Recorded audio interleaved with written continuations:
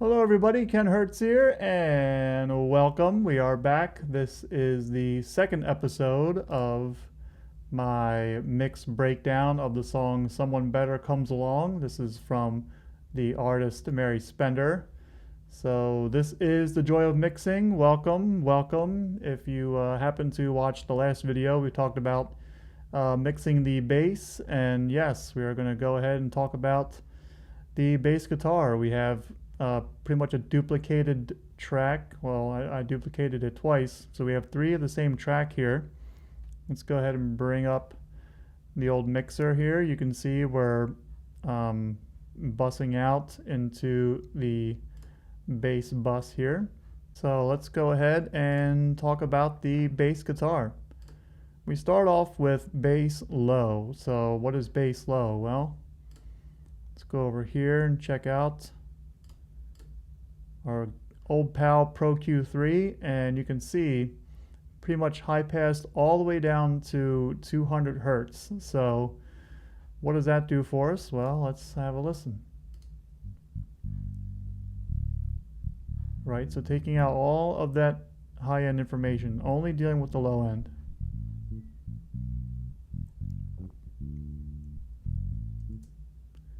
Right, so the reason why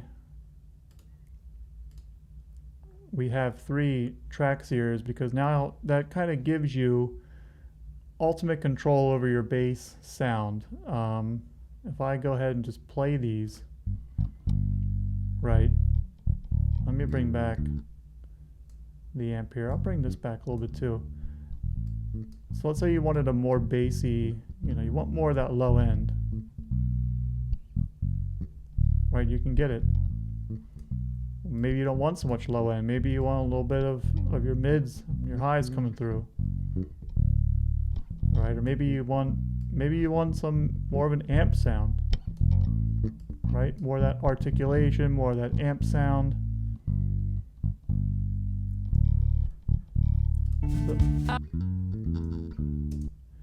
So it's a really nice trick to use to really dial in the bass tone that you want, especially with separating the low end. So let's go ahead and talk about this track. We said we have Pro Q3 up here. We're high passing down to 200 hertz, and we have our compressor on here. Now, our compressor is just here, 3-to-1 ratio, just compressing that low end a little bit.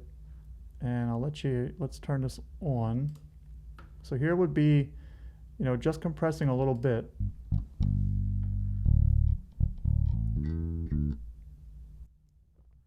If we take it away,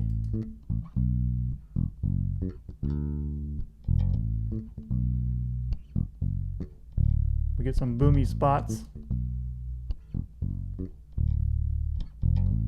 Kind of tames them boomy spots a little bit when you put it on, and that's the whole point behind compressing this low end. We want a nice, steady, even low end. We want to be able to hear it throughout. We don't want to hear these boomy parts kind of coming and going. Like if you look at the bass track here, you'll see that this is a pretty dynamic performance, which the bass typically is a dynamic instrument. There's a lot of boomy parts, and then there's some parts that aren't so boomy, and so the main goal is to even out that bass tone, especially when it comes to the low end. So we have our compressor now. What if you say, well, Ken, I don't have waves, I'm not in Logic, what am I supposed to do? Well, any DAW that you have a compressor on, you can do this stuff. We can go into Logic, has their own compressors here, and yeah, I do the same thing. Kind of go 3-to-1 ratio. Take away the knee. We don't need knee. Keep the attack pretty much where it is. Keep the release pretty much where it is. Turn off auto gain, so I don't want auto gain for this. And hit play. Right, so we want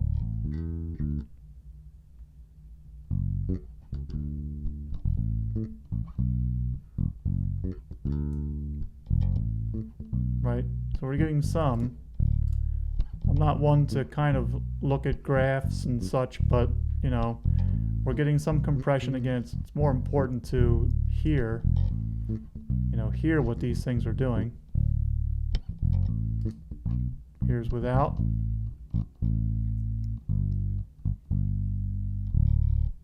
Put it in.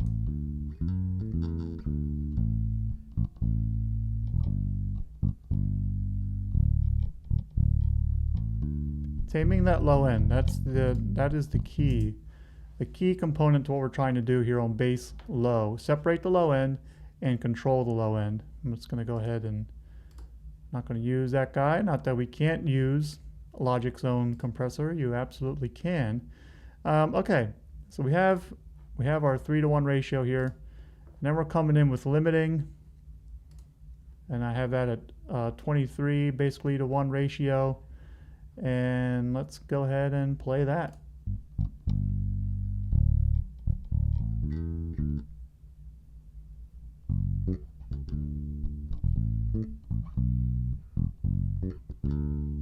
Okay, so again, nice, even, low end. I don't know how many, you know, maybe it's a drinking game, see how many times I can say nice, even, low end in a video, but that is, you know, that's the point here. But okay, let's not beat a dead horse. Let's move on to the bass high. Here's what the bass high sounds like on its own.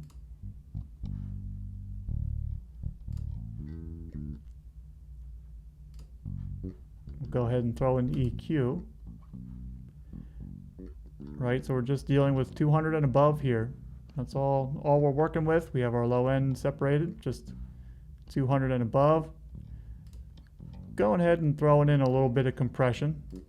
You know, we're not so much worried about the low end on this, you know, this duplicate of the bass, because we're already, you know, dealing with the low end separately. So just here, a little bit of compression, just to kind of smooth things over a little bit. Basically a 3-to-1 ratio.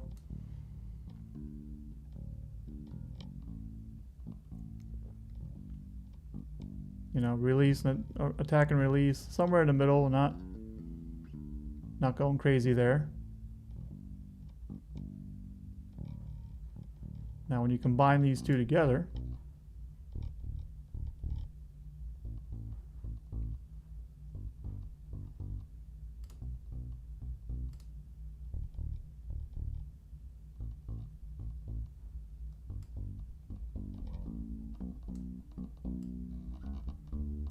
so you can really take control of your sound here.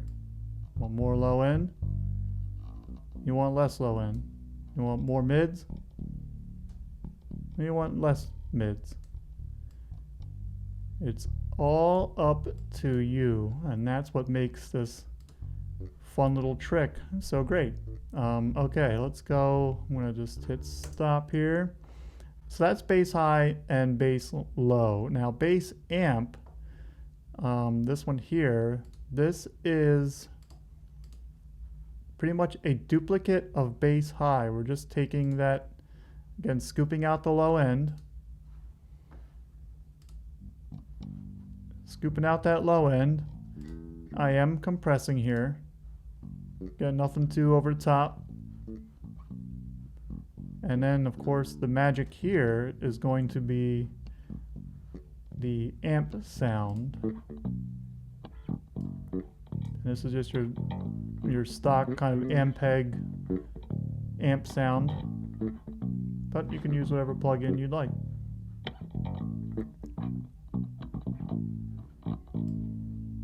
Now when you take our amp, you take our high, you throw in a little bit of low, you can see that we have a nice little fancy even bass that we can completely control. Well, I don't like so much amp. All right, well, maybe I want more mids. All right, cool. Maybe you know, maybe I don't want all the low, or maybe I want a lot of low end. Hey, go for it. Me, I'm a somewhere, I like some bottom end. I like my little amp sound. And you don't have to do a bass high. You could get away with just making a bass low and a bass amp sound, you know, and working with these two. I just threw this in here because I wanted a little bit more control over the tone. But okay, these three then are bussing into Mr. Bass Bus, or Miss Bass Bus if you prefer. And we have, now this is where I'm actually going to sculpt how I want this bass to sound. And I went with SSL here. This is bass, growl, and weight. So let's see, let's play that. Let's go ahead and turn her on here.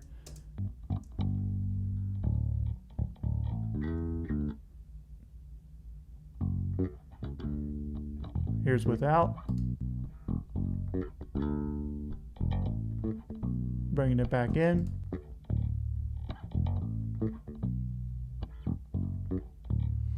And so the kind of typical stuff, high passing, bring the high pass down a little bit actually.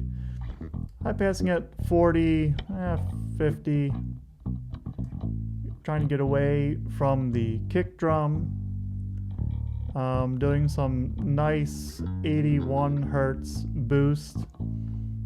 Taking out some 200, kind of want that nice clear low end.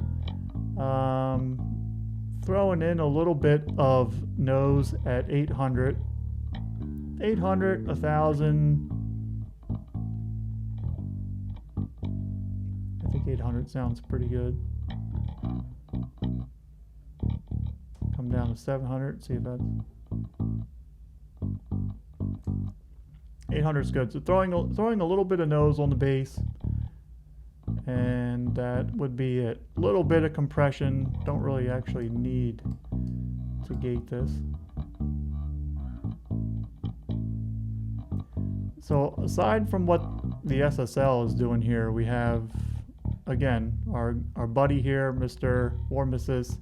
our compressor here doing its thing. Right, coming in at 3-to-1 ratio, doing a little bit of compression, and then limiting at 20-to-1 ratio.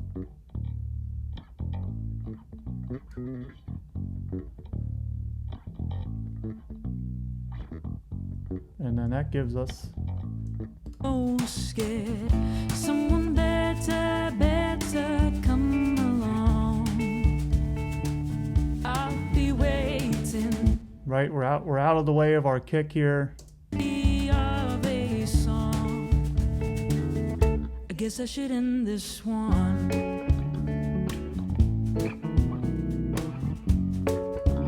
You hear that bass? I secretly hope that she hears this. Does she know?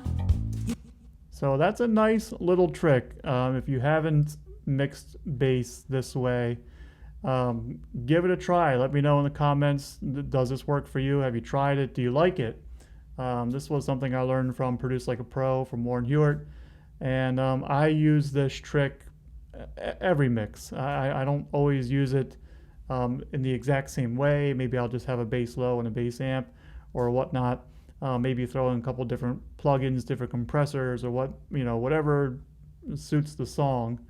I'll go for. But every mix, I basically mix the bass guitar this way. So definitely check it out. If you have any questions, any comments, drop them down below. And folks, that is it. The next time I see you, we will come back. We'll work on the guitars. We'll hit the vocal. And that'll be next time. Until then, folks, happy mixing. See you soon. Bye-bye.